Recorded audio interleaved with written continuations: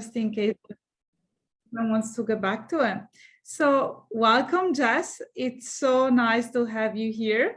The first time that I met you was the end of March 2022, so the end of March of this year. And things have changed incredibly for you over the past few months. And I cannot be more excited to do this live here with you today. So first of all, welcome. How are you doing? Thank you. I'm doing absolutely amazing. How are you doing? I am fantastic. And by the way, I'm about to fly to Europe tonight. So I'm very excited. Amazing. For reasons today. But so back to you. I remember that the first time that we had our call, you told me that you had been diagnosed with PCOS and you had a feeling that there was something else going on. You're also feeling quite anxious. Life was kind of difficult when I talked to you the first time. And we had a very nice chat. And at the end of the session, you said, yeah, let's get started on the program. Let's get my period back. You wanted to start with a family. You knew that things had to change. So you did so. And lo and behold, 5 months afterwards, you're pregnant. Well, you're already 9 weeks pregnant. Exactly. So first of all, would you mind sharing with everyone, how did you get hypothalamic amenorrhea in the first place and for how long? And yeah, tell us about you and your story. So it's hard to know for exactly how long I had it because I was on the birth control pill from about 18 years old until June last year when I was 25. So it was masking a lot of what was going on. But for that entire period of time, I was really, really heavily involved in bodybuilding. I never competed, but I definitely saw myself as very involved in that community. So that meant, 6 days a week in the gym for over an hour, waking up in the morning, immediately sculling pre-workout, doing my workout, then not eating and relying on black coffee because, thinking about the metabolism and then being focused only on protein. And then doing 10,000 steps a day, any excuse for any additional activities, all in this, way of thinking that I was super healthy. And so I did that for many, many years. And then I decided to come off the birth control pill because I wanted to fall pregnant. And lo and behold, the period never came back. And so it took many, many months of me sort of slowly making changes, but not really understanding what I needed to do before I started to do a lot of research and came across this idea of hypothalamic amenorrhea, found yourself, and then reached out because I knew I needed some assistance.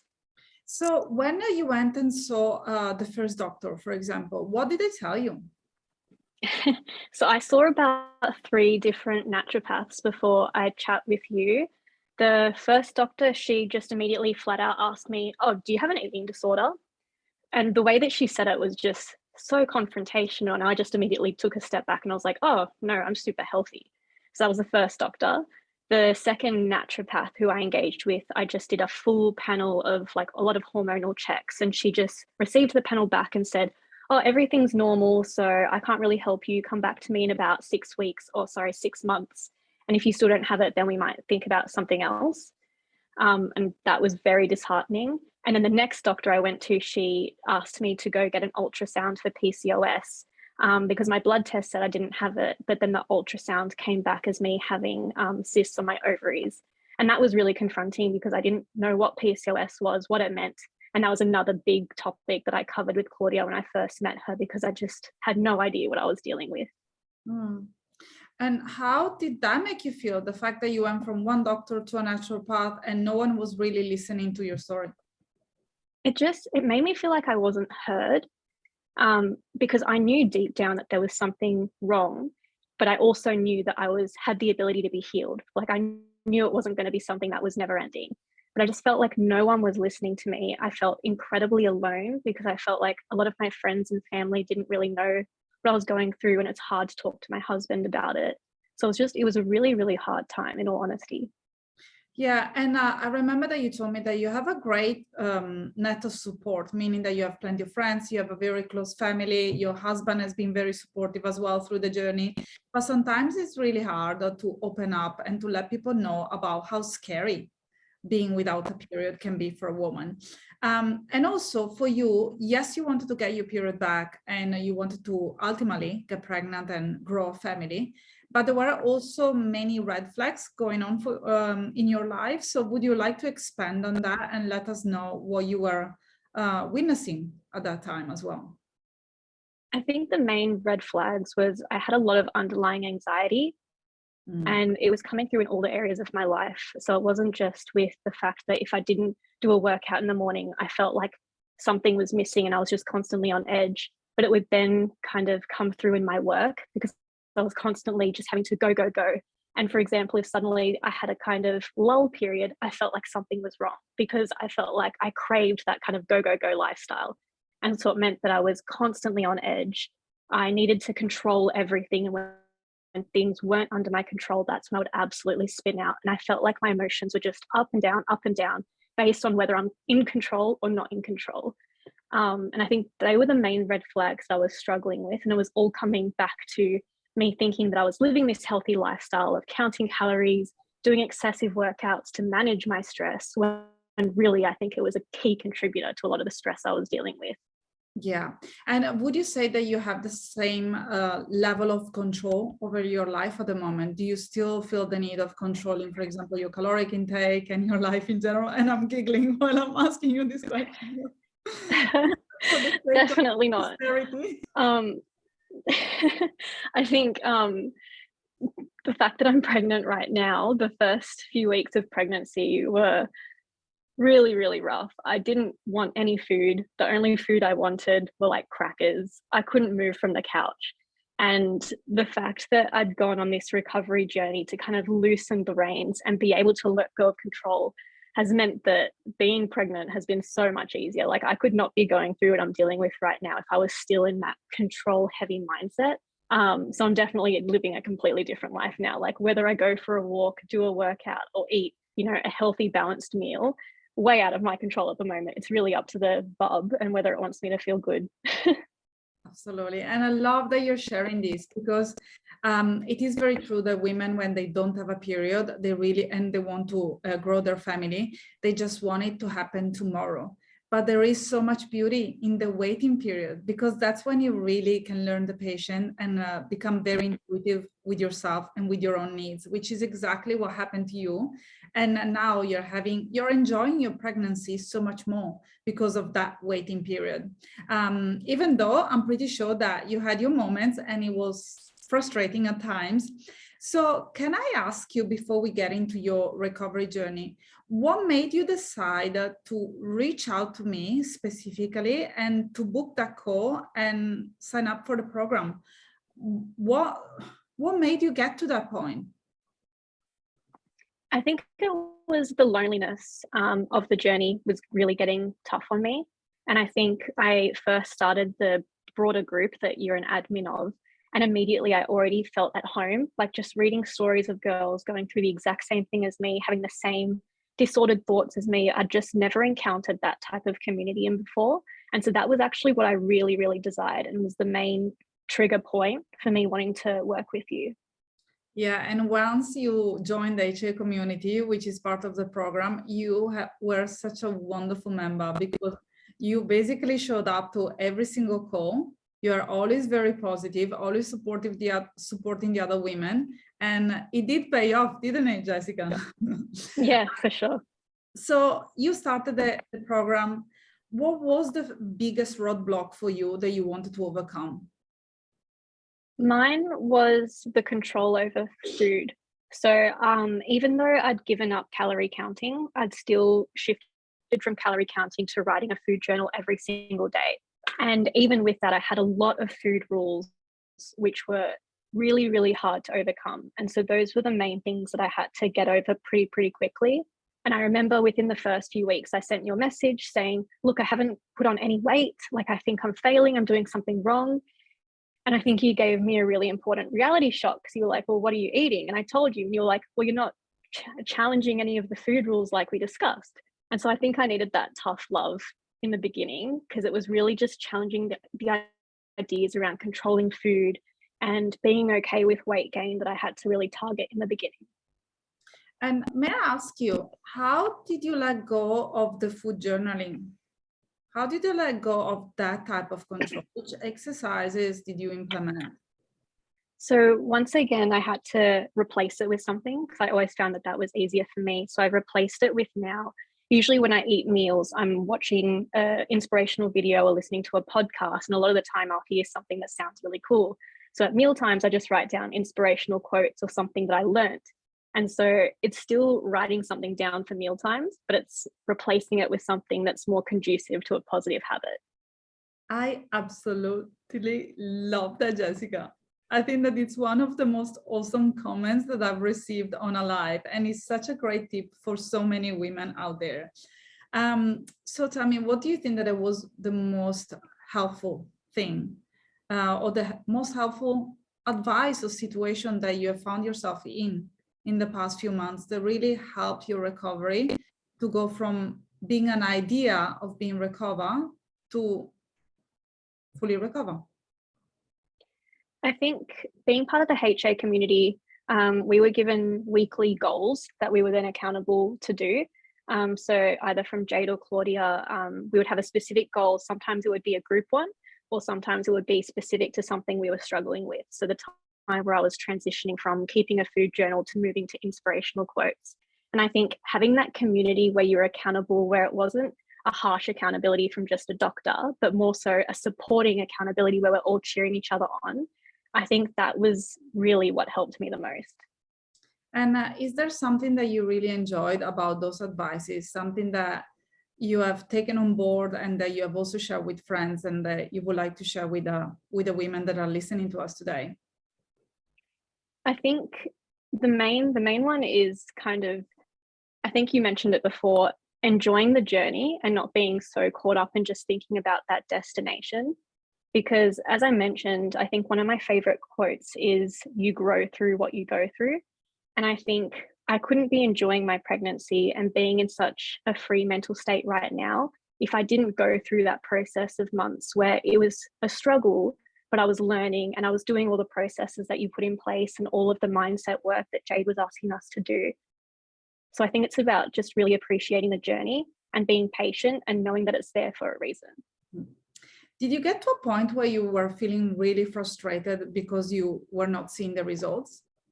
Oh, yes. Yes, yes, yes. It was, for me, I think, because weight gain was a bit of a sticking point for me when it got to the point where I was starting to go up one dress size, then the next dress size. And I was like, well, I'm clearly getting the physical uh, output of recovery, but I'm not actually recovering internally.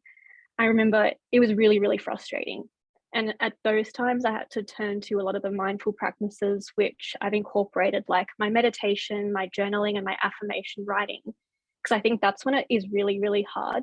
Because a lot of us get to this HA point from coming from this mindset of wanting to control our bodies. And so suddenly seeing our bodies change, but feeling like we're not getting the positive results of recovering our period, I think that is definitely the hardest part that I had to get through. And I really had to deep dive into affirmations and journaling and meditation to really get through that. And we all know now that you got your period back and now you're pregnant, but what else has changed in your life? I think I'm so much more social. I didn't realize how many times I would say no to social gatherings, or I would turn up and just order a soda water, stay around for 20 minutes, and then go home because I had to go to the gym. I think I let go of a lot of friendships and a lot of connections at work and different areas of my life that I've really brought back in. And I think that of itself has just made me so much of a more wholesome person. And I used to tell myself I didn't like people. I convinced myself I didn't like people. But it was just because I didn't let myself really enjoy people. And I think that's the biggest change that I've really been enjoying. May I share with you something that I've noticed since starting working with you? You smile. You didn't smile in the beginning. You didn't smile for a good month. And now you're always smiling, which is fantastic, Jessica.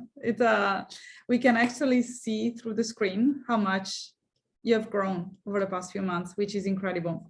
And now I know that everyone is basically sitting in their chair wanting to ask you these questions, but what about exercising? Because you came from a place of bodybuilding, going to the gym. What happened there? This was really hard. One of the first steps that I actually took was completely removing my daily walks.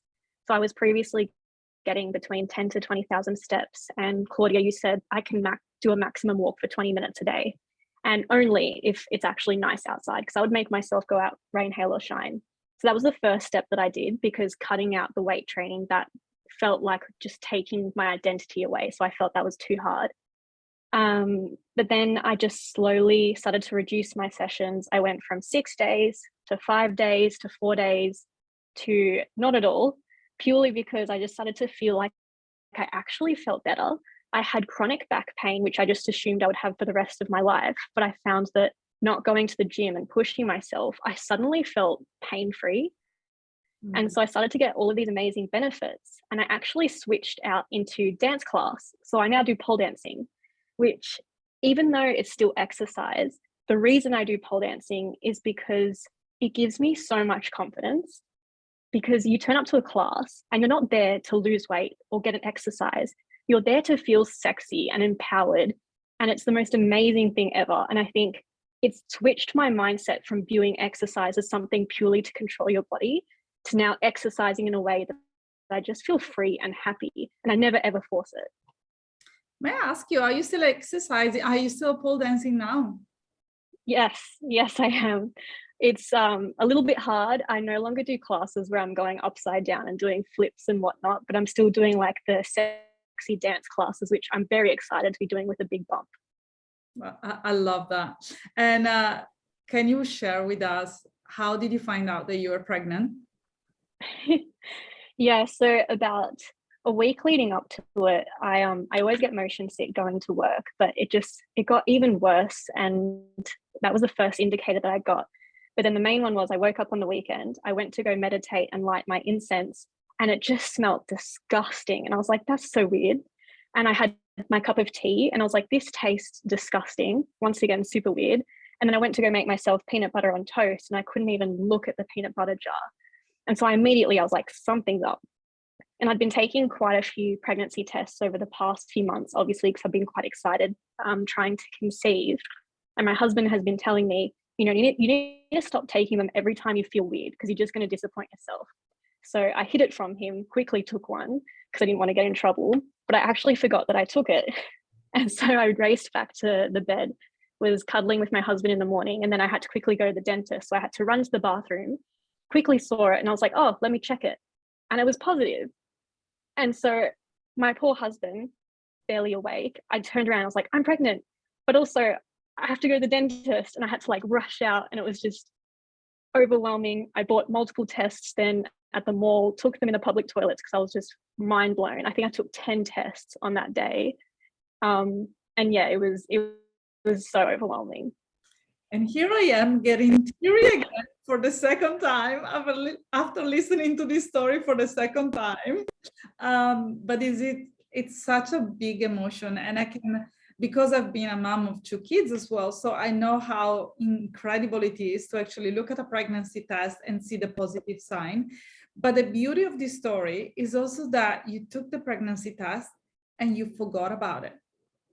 So Yeah. life had improved so much and was going so well in so many different ways that all of a sudden you didn't have to sit and stare at the pregnancy test for 3 whole minutes. You could go on and do other things, which I think that it's the most beautiful part of the story, on top of obviously the pregnancy news. So what's in the future for Jessica? Right now, it's just doing anything that my body can allow, which is lots of sleeping, lots of eating very bland things, trying a vegetable here and there if I can, and really just counting down the days until I can meet this little baby. And for the first time in my life, I'm not thinking about, I can't wait to give birth and then have this massive like bounce back of the body. Like, that is the least of my concerns. And I have full faith that I would never go back down that path. And if anything, I'll just immediately go back into HA recovery mode because I know that I want to recover and balance my hormones as quick as possible because I do want a big family. That's fantastic, Jess. How many kids do you want? I'm saying 3, but if for some reason I won the lotto, I would totally love to have like 5 to 8. I've never asked you that question, and I'm really surprised. I had two, and after two, I thought, nah, that's done. I'm done. We'll see how I go. That's coming from someone with no kids. See how you go. If you enjoy it, why not? So for all the women listening to us today, Jess has been so incredible that she said before jumping on the live that if you want to reach out to her, or if you want to ask questions, or if you want to post comments on the live below, she's gonna answer them all, and she's gonna be happy also to answer your question in via private messages, which is incredible. Thank you so much, Jessica. That's really fantastic and generous from your point of view. And before I let you go, is there anything that I know that I'm putting you on the spot right now, but is there anything that you would like to share to the women that are stuck in the middle of the recovery, or that have just started recovery? I think just to emphasize how important it is and how worthwhile recovery is, it's hard for you to realize what it's going to be until you get to this point. But just take it from me that I never thought that I could live life like this. Like, I actually feel like I'm living for the first time in probably 10 years. And I know that you can do it. Wow. And would you say that joining the HA community made a difference to your recovery journey? 100%. I don't think I could have done it without the ongoing support, the weekly support, the community of girls. It definitely wouldn't have been possible. Jessica, so thank you. It has been a pleasure. It has been the best moment of my day. So now I can safely jump on a plane and fly back to Europe to visit my family. So what a fantastic day this is. Thank you so much for sharing your story with us. Thank you so much for generously offering your time for answering questions if anyone reaches out. And we would like to see more news from you. So if you get to a point where you want to post a picture of your beautiful belly, we're going to be very happy to see that. All right. For sure. Thank you, Jessica, and bye to all ladies.